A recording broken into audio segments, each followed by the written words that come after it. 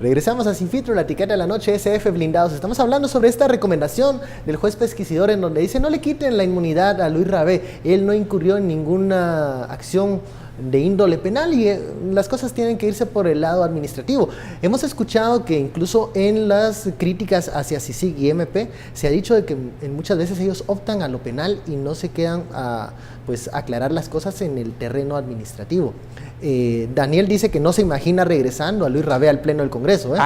Sí, en este caso. Yo sí me lo imagino, y regresando y con discurso. Estoy de acuerdo con ustedes, con discurso de... Con discurso anti-CICIG, soberanista, injerencia extranjera, esto fue una persecución política. Él lo ha hecho antes y lo sabe hacer, o sea, le gusta ese tipo de discursos. Yo sí lo veo entrando al Pleno. Es posible. Yo tengo la sensación, como digo, de que los compañeros diputados le dirán, ala, si te vienes tú...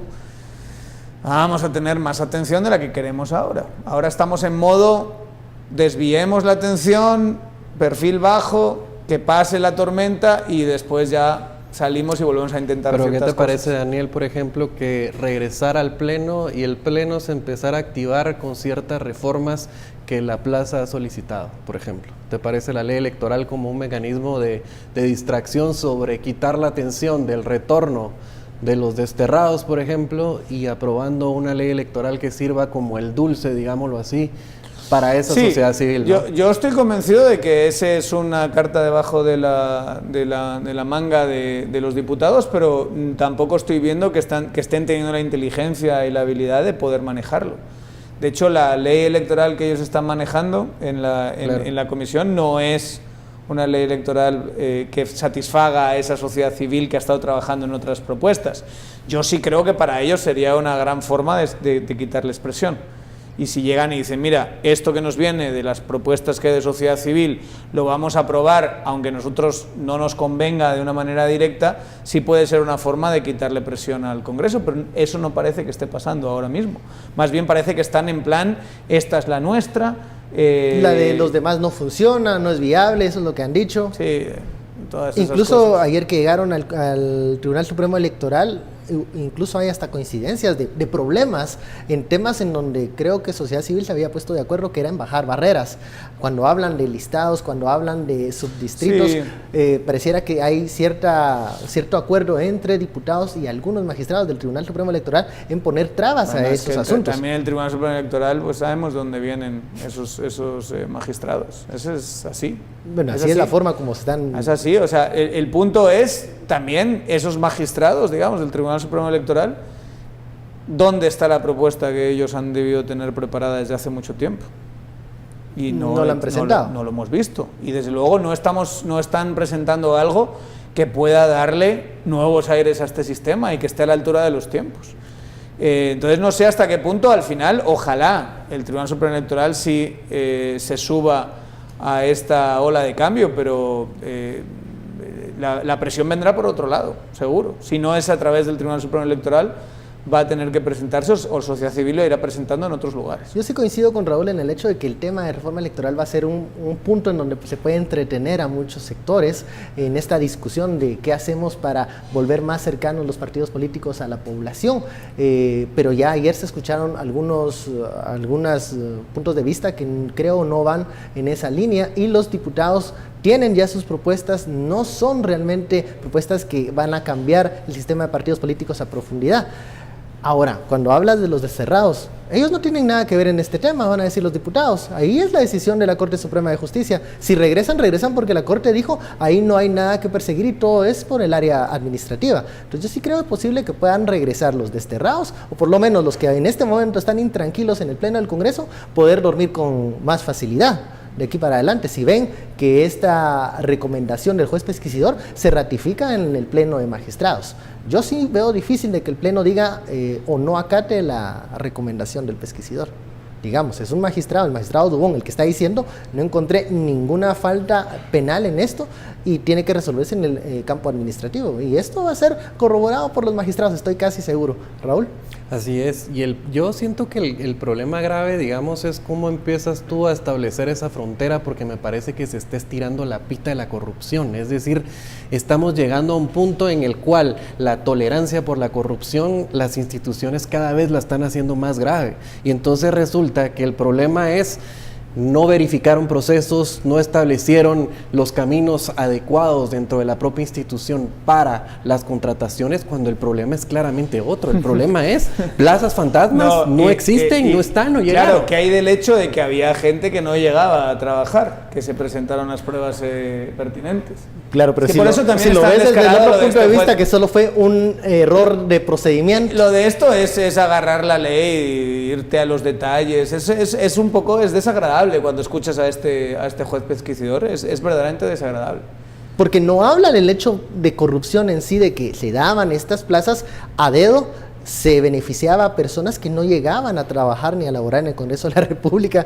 Pero es que el camino está siendo reiterativo. Eso es la realidad. El camino está siendo reiterativo porque la vía administrativa pareciera ser que es la que puede, de alguna manera, salvaguardar ese tipo de hechos. Y entonces el problema es, ¿a qué le vamos a llamar corrupción? Porque entonces la gravedad de lo que están generando las instituciones con ese tipo de fallos es crear justamente un paraguas para futuras ocasiones en las que se diga, no, hubo otro error administrativo y no un problema de corrupción. Cambiar la definición de corrupción puede ser algo que están haciendo en la práctica. No sé, ya digo, yo creo que la analogía es buena, la que está haciendo Raúl de la pita, ¿no? Para mí eso es un camino que fuerza demasiado las instituciones, acaba siendo, yo creo que insostenible. O sea, si ya esa va a ser la defensa absolutamente descarada, entonces ahí lo que va a haber es aún más quiebre institucional, siento yo. Dice un usuario de redes sociales, bueno, están hablando de estos antejuicios que están siendo rechazados, que presenta MP y CICIG, ¿por qué no hablar de otros antejuicios que se han presentado, por ejemplo, de la Fundación contra el Terrorismo, etcétera? Dice, bueno, hay muchos antejuicios que se han presentado, esto es un derecho, quien puede solicitar un proceso de antejuicio, y sí, varios se han detenido y han sido rechazados. Sí, estamos hablando de estos. Hay varios antejuicios que no tienen ningún sentido, ¿verdad? Lo decíamos incluso con el tema del presidente, cuando se hablaba del Decoperex. Por ejemplo, que se fue al... Y lo dijimos acá. Ayer se fue a donde se tenía que ir, porque era una auténtica butade, ¿verdad? O sea, no tenía ningún sentido. Pero es que ahí ves la otra cara de la moneda, porque entonces esa otra parte lo que está intentando justamente también es estirar la idea de los procesos. Sí, claro. Entonces, lo que tienes es que unos quieren la inestabilidad por otras condiciones y los otros la estabilidad por otras condiciones, pero el camino no parece ser el proceso judicial. Entonces el problema es que todo se está convirtiendo... El problema es considerar que las decisiones judiciales de un lado o de otro son meramente judiciales cuando en realidad tienen un componente de relaciones de poder importante. Bueno, ahora, importante. Si es así, vamos a ver. Si es así, estas decisiones tienen un componente de poder que no veíamos hace unas 3 semanas o un mes y medio. No, depende de cómo, pero ahí es donde depende. Hoy tenemos lo del juez pesquisidor que nos está invitando a hacer todas estas reflexiones, pero eso digamos es el primer claro ejemplo que tenemos de todo esto a nivel judicial. Claro que tuvimos el movimiento del 13 de septiembre de los diputados con el cambio del Código Penal que nos invita a pensar en esa misma dirección. O sea, eso está clarísimo.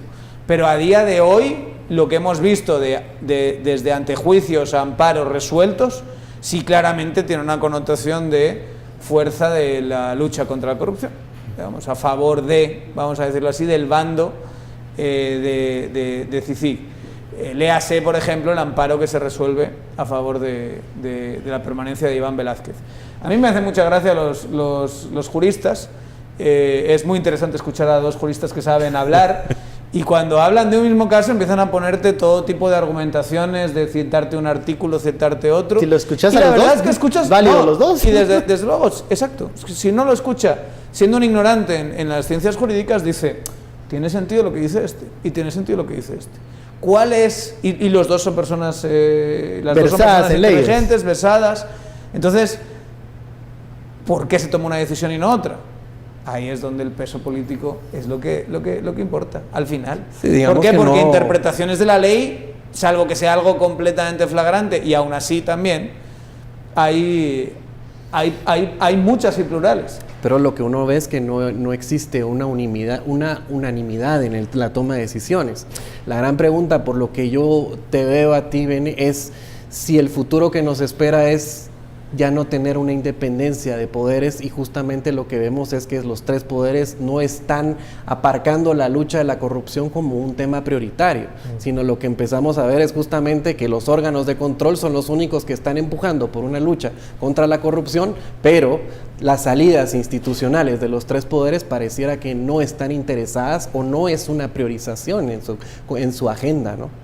Y en ese escenario que mencionaba también Daniel, cuando hablamos de si esta recomendación del juez en este momento se da justo ahora, porque ya tiene meses el proceso de antejuicio en contra de Luis Rabé y de la Junta Directiva del Congreso de 2015, pero se da en este momento, porque yo creo que hace mes y medio, 2 meses, este tipo de recomendación hubiese sido tal vez una vez más el peso tomada político de una forma así unánime, es decir, no, aquí esto no se puede, esto no puede ser, esto tiene que recomendarse que se quite la inmunidad, pero las cosas han cambiado. Yo tengo la sensación de que el escenario de poder ha cambiado y entonces este tipo de recomendaciones sí son posibles en este momento. Vamos a verlo. Yo creo que puede ser que sea es un escenario, digámoslo, ¿no? Eso Es una puede posibilidad. que sea un juez en concreto, que además incluso puede ser que se crea lo que ha dicho.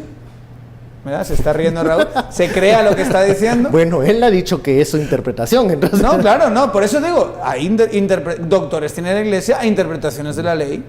Hay plurales. Y cuando digo estas cosas se enfadan los abogados, pero es la realidad.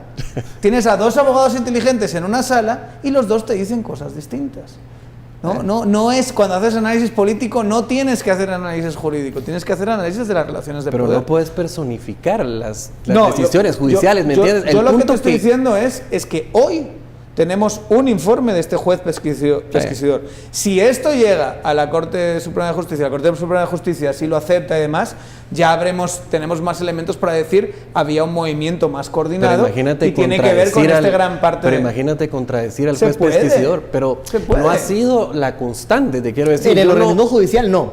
Yo no veo justamente ese proceso, que no veo, digamos, que cuando entren y digan, bueno, vamos a leer el dictamen y por qué ha dictaminado él, que ellos digan, no estamos de acuerdo y por lo tanto le quitamos la inmunidad. Exacto, pero a mí me encantaría estar en la mente de los magistrados y magistradas de la Corte Suprema de Justicia, porque ellos van a tener que considerar todo tipo de presiones que seguramente tengan sentidos distintos. Claro. Y luego su propia concepción de qué consecuencias va a tener esa decisión. Y para mí eso pesa más que cualquier argumentación jurídica que le puedas poner sobre la mesa. El peso político. El peso político y el peso de todas estas percepciones de las que yo estoy hablando. Bueno, veremos qué deciden los señores magistrados. Y digamos, me estáis convenciendo. Al final da la sensación de que esto va en esa vía, entonces. Me van convenciendo cada vez más. Vamos a un corte de la etiqueta SF Blindados al regresar. El discurso del presidente Jimmy Morales en ENADE. Hablaremos de eso, claro que sí.